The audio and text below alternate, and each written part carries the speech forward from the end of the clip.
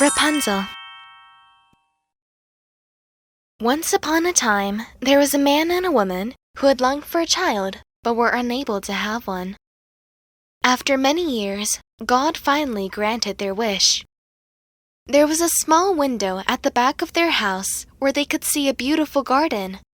It was filled with the loveliest flowers and plants, but a high wall surrounded the garden, and no one dared to enter it because it belonged to the powerful enchantress, who everyone feared. One day, the woman was standing by the window and looking into the garden.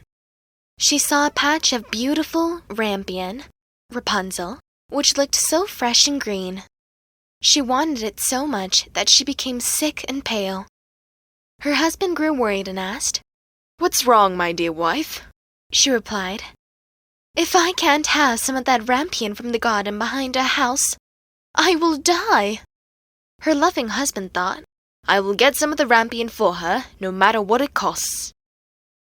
At dusk, he climbed over the wall into the enchantress's garden, swiftly grabbed a handful of rampion, and took it to his wife. She made a salad quickly and ate it eagerly. It tasted so good, so very good, that the next day she wanted it 3 times more than before. To find peace, her husband needed to return to the garden. So at nightfall, he climbed down again. But when he reached the garden, he was very, very scared because the enchantress was standing in front of him. "How dare you," she said angrily, "come into my garden and steal my rampion like a thief? You will pay for this." The man replied, "Please, show mercy instead of punishment. I did it because I had no choice. My wife saw your rampion from the window and wanted it so badly that she would have died without it." The enchantress softened her anger and said, "If what you say is true, I will let you take as much rampion as you want. But there is one condition. You must give me the child your wife will have. I will take good care of it, like a mother." In fear, the man agreed to everything. When his wife had the baby, the enchantress came, named the child Rapunzel, and took her away. Rapunzel grew into a very beautiful child. When she was 12 years old, the enchantress locked her in a tower in the forest. The tower had no stairs or door, only a small window at the top. Whenever the enchantress wanted to go inside, she stood under the window and called, "Rapunzel, Rapunzel, let down your hair to me."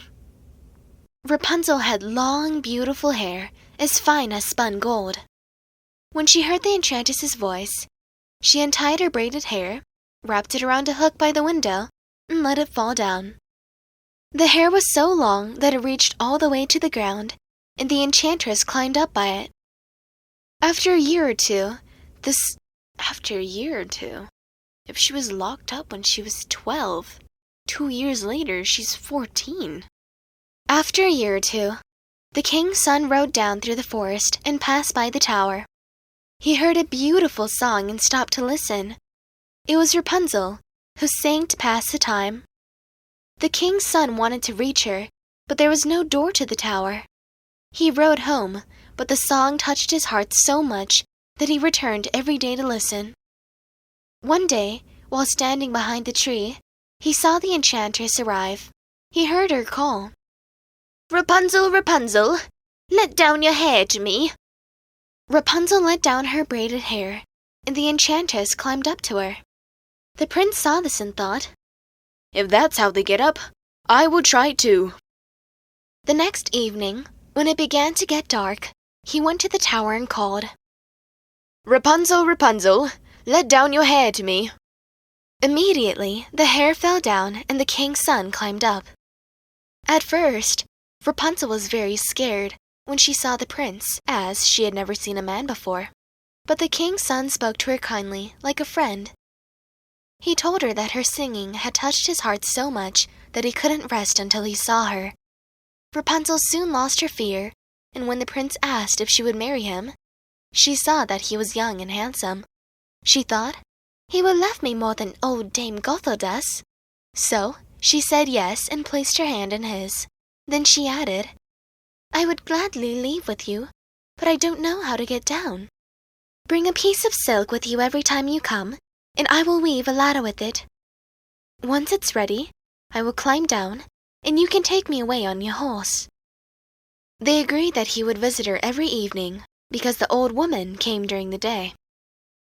The enchantress didn't notice anything until one day Rapunzel asked her, "Tell me, Dame Gothel, why are you so much heavier to pull up than the young king's son? He climbs up so quickly." "Ah, you wicked child!" the enchantress cried. "What is this I hear? I thought I had hidden you from the world, but you have deceived me." In her anger, she grabbed Rapunzel's beautiful hair, wrapped it around her hand, and with a pair of scissors, she cut it off. The long braids fell to the ground. Without pity, she took Rapunzel to a desert, forcing her to live in great sadness and hardship.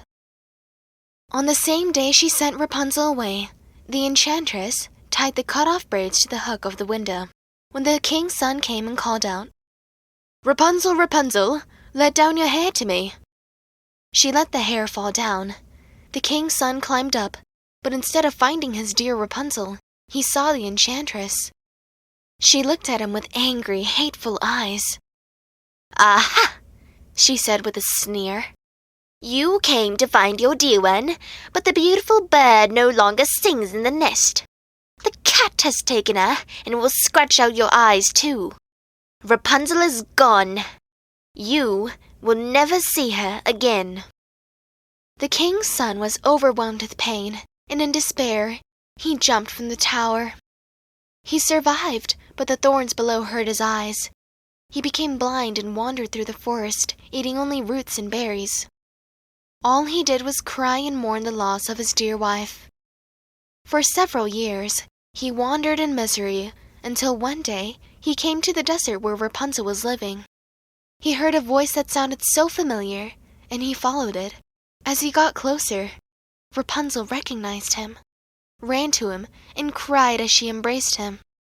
As her tears gently fell onto his eyes, a warmth spread across the prince's face. Suddenly, he opened his eyes, and his sight was miraculously restored. Rapunzel's love had healed him. He took her to his kingdom, where they were welcomed with joy, and they lived happily and peacefully for a long time.